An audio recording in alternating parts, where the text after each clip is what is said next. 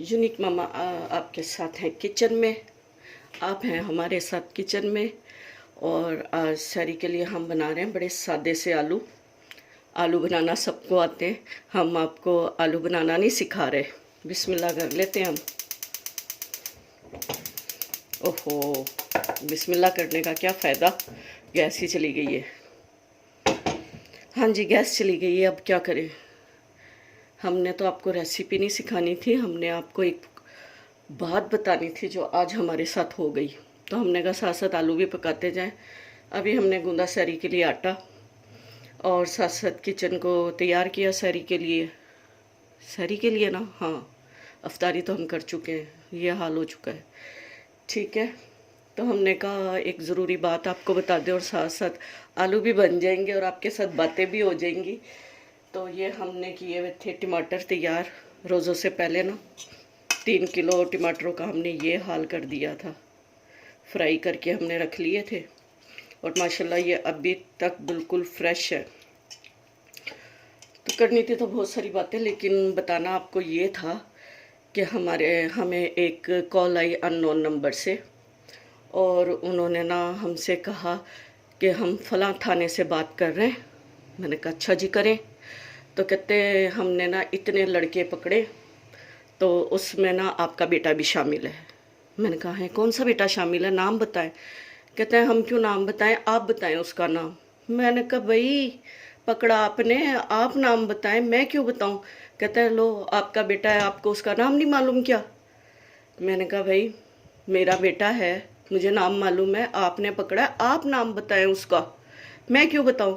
कहता है बीबी आप बहुत गलत कर रही है, मैं इंस्पेक्टर बात कर रहा हूँ और आप बड़ा नुकसान उठाएंगी अपने बच्चे के बारे में, आपको अपने बच्चे का नाम नहीं पता। पहले एकदम मैं घबरा गई।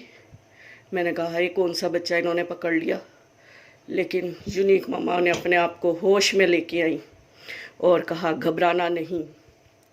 मैंने अपने आप को संभाला, मैंने सोचा एक बच्चा ना ऑफिस गया हुआ है खैर से और एक बच्चा ऊपर सो रहा है, तो इन्होंने किसको पकड़ लिया।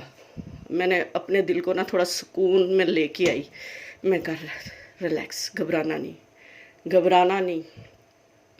साथ में ना वो हमारी ना एक लड़की है जो मेरे साथ किचन में काम करती है, नासरा, वो घबरा गई।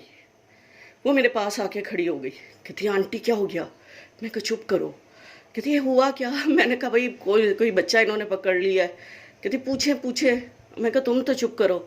उसने इंस्पेक्टर साहब ने कहा कि ना मैंने आपका बच्चा पकड़ लिया है और आप ना उसका नाम बताएं। मैंने कहा भाई मैं नहीं बताती नाम। कह रहा आपको अपने बच्चे का नाम नहीं पता। मैंने कहा भाई मेरे ना 10 बेटे हैं, अब बताओ मैं तुम्हें कौन से बेटे का नाम बताऊं। मेरे 10 बेटे हैं। आप ऐसा करो, आप फ़ोन बंद करो, मैं अपने 10 बेटों को चेक करती हूँ कौन कहाँ पे, फिर आपसे ना कॉल पे बात करती हूँ। तो वो कहने लगे आप मुझे डरा रहे हैं।